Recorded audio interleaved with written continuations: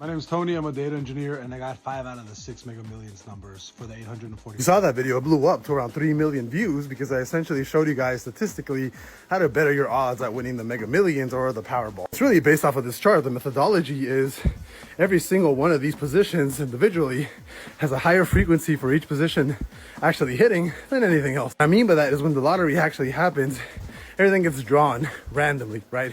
25, 52, 1, 10, 32, 7, and then you get like a mega or Powerball at the end. After that happens, they all get rearranged from lowest to highest, and that's your actual Mega Millions or Powerball number. Actually, what I did is I took all the data for the past 30 to 40 years on the Powerball, and this is basically what you actually have. Position 1, it looks like the highest range for position 1, you're getting anywhere between a 1 and like a, what is it? And a 16 or like a 15 for the highest frequency of this actually happening. Immediately you can tell position 1, the highest frequency is already between a 0 and like a 10.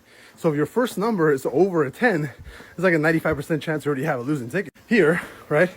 Again, for position 2, you want to pick somewhere between 10 and like a 25. Position 3, you obviously want to pick a position or a number between like 30 and like 45. Position 4, same thing, anywhere between 40 and like 45. Position 5, you're looking at anywhere between like a 50 to like a 50 or 65, like that, or like a 55 to 50 to 55. And then the Powerball is actually pretty random considering it's a flat count, right? A lot of people have told me like, hey, just grab the data and throw it into AI so it can recommend numbers.